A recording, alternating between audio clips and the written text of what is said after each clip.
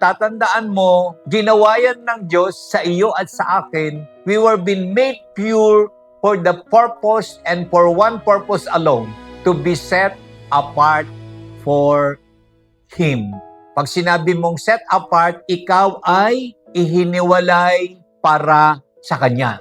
Pag sinabing ihiniwalay para sa Kanya, anong ibig sabihin?